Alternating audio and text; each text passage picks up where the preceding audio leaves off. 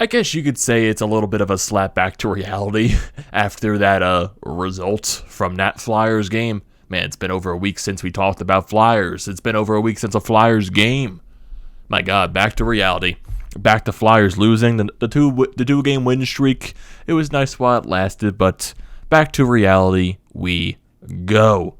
Man, this game was terrible. This was a very, very, very, very bad game by the Flyers, and just a sloppy game overall, I would say, by both teams. But Detroit, man, I am jealous of some of the players that they have, and I will get to that in a little bit. But before we get into this game, this loss by the Philadelphia Flyers, this reality bringing back loss. What's going on, everyone? Welcome back to TTP Sports, and if you are new to the channel, I definitely recommend hitting that sub button. So if you're looking for all the latest Philadelphia sports news, recaps, and events, this is the place to be at, depending on the result. It is great or a miserable time, depending on the result. Also, if you are a current viewer of the channel, I am grateful for you being here this long and looking to continue that down the road. Also, if you're looking for tickets to any upcoming sporting event, concert, whatever you can think of, use the code TTPSPORTS down below for $20 off your first purchase at SeatGeek.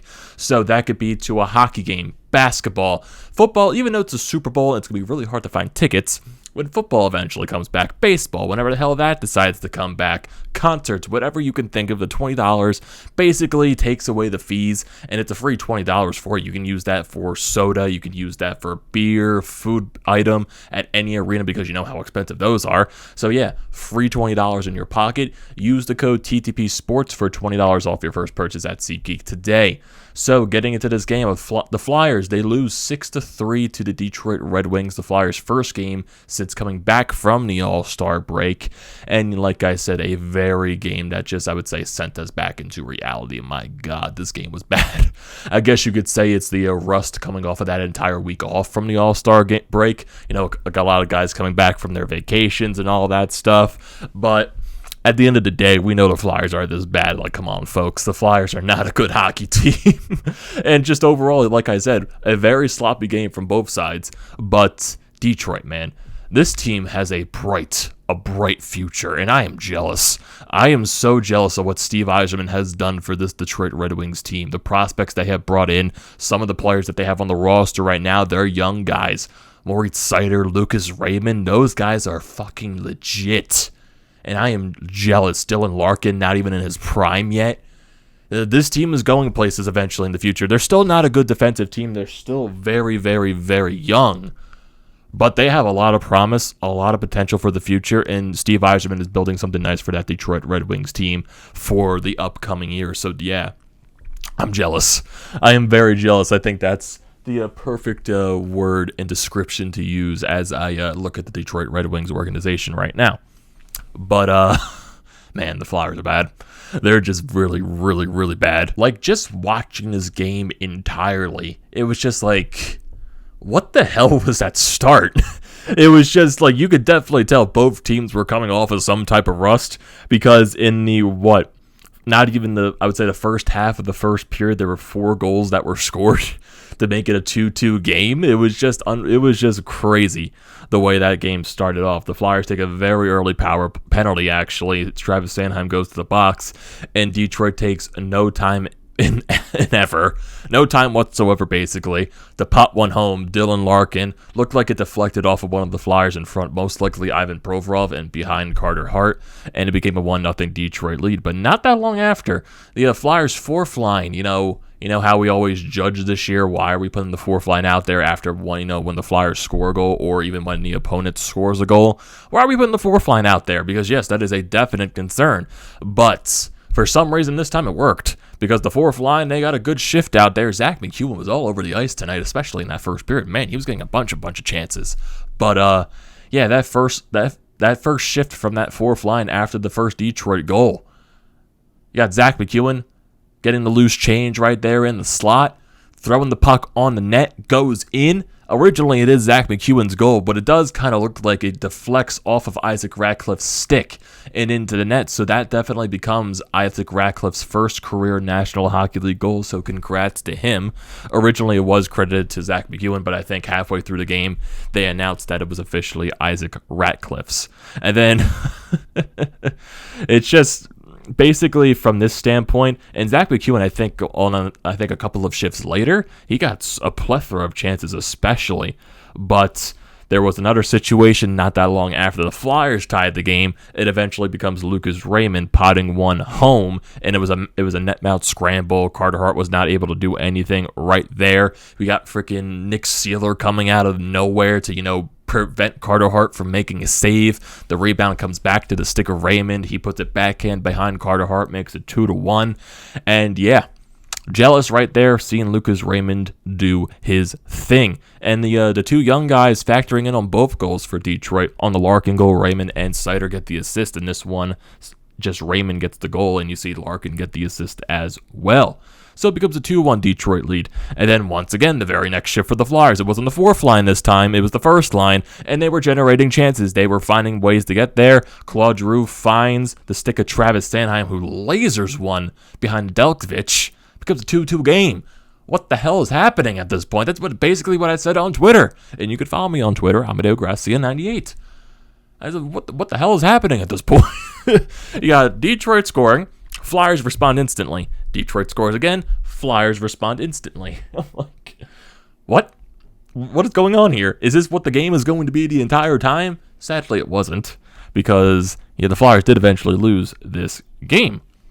And it was just a very sloppy game, especially just going throughout the rest of the first period. The Flyers especially even more sloppy. They struggled getting through the neutral zone. They were getting dominated in their own zone. They couldn't clear the puck as usual. All the usual mistakes that we're seeing from this team, so on and so forth this year.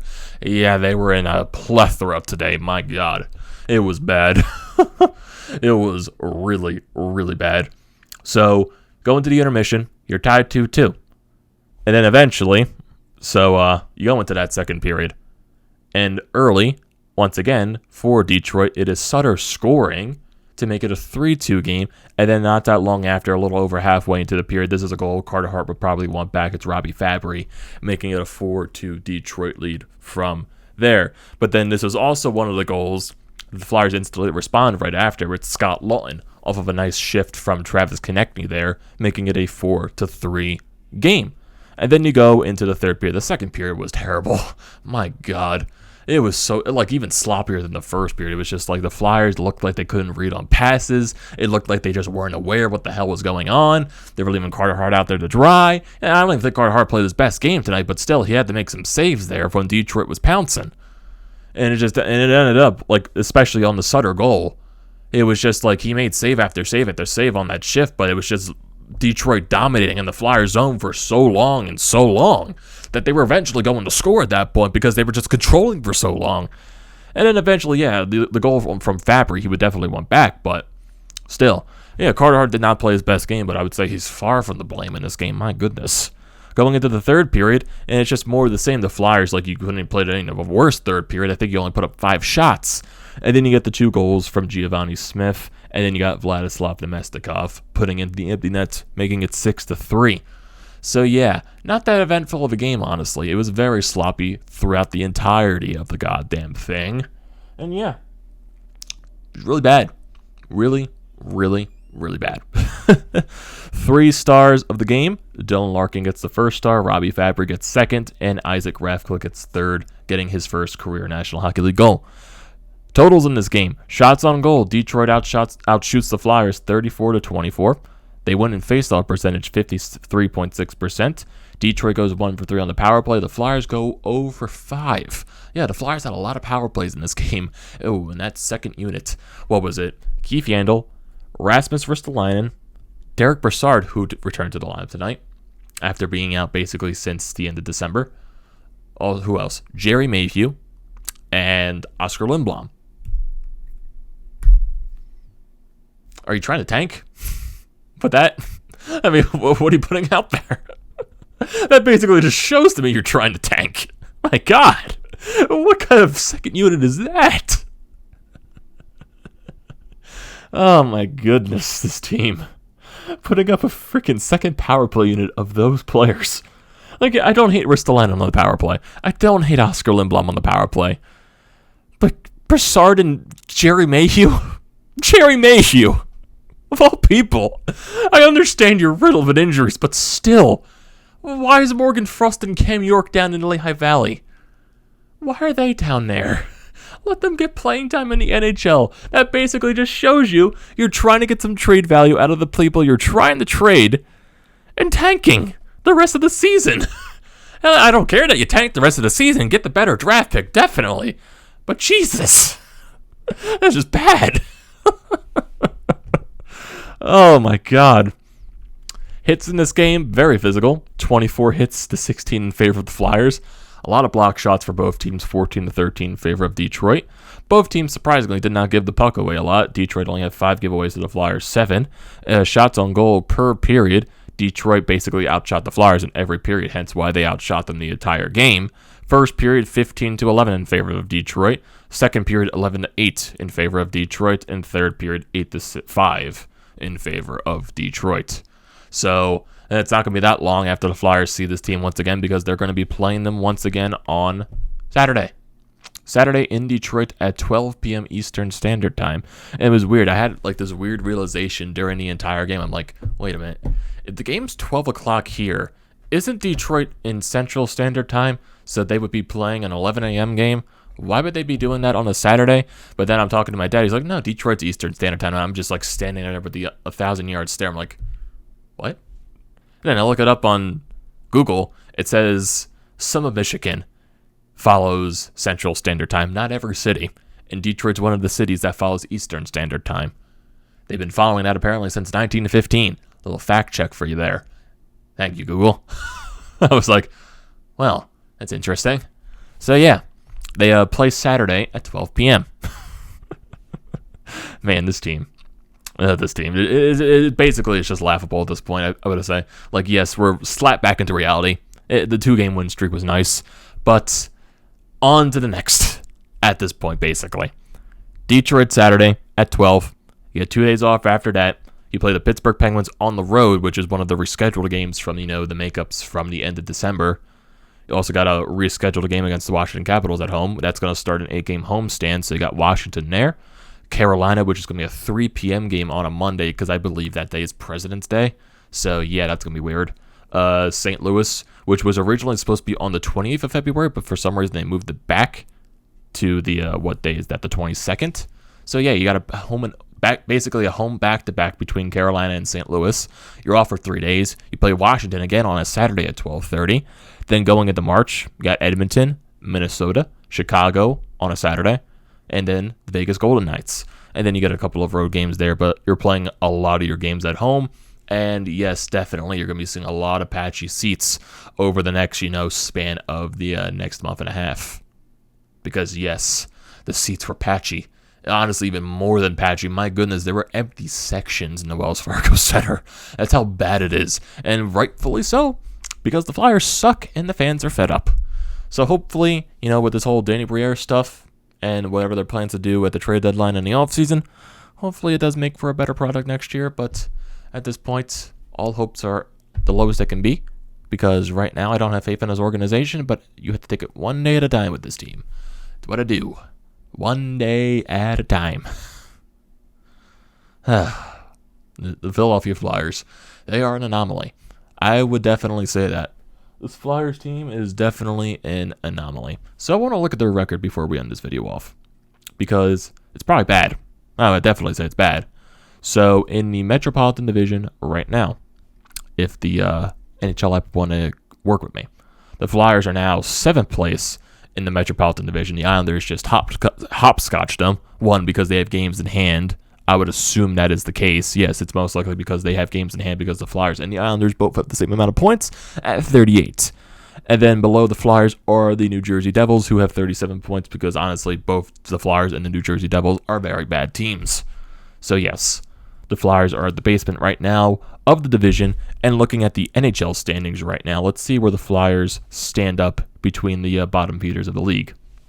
Flyers are 26th overall in the National Hockey League. The record is, because I didn't even say their record, they're 15-23-8. So the teams that are below them, the New Jersey Devils, the Ottawa Senators, the Buffalo Sabres, the Seattle Kraken.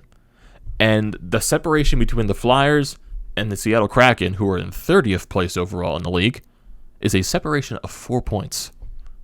So if the Flyers continue to lose and lose and lose, and some of these teams, get some wins under their belts, the Flyers could be the third worst team in the National Hockey League if they continue to play this bad, which they most likely are going to. You're getting down to the bottom 3 of the NHL, with the bottom 2 solidifying with the Arizona Coyotes, who are bad, and the Montreal Canadiens, who are bad. They just hired Martin St. Louis as their head coach after they fired the previous head coach. His name slipped me for a second, but yes, they fired him. Getting into the basement at this point. You really are.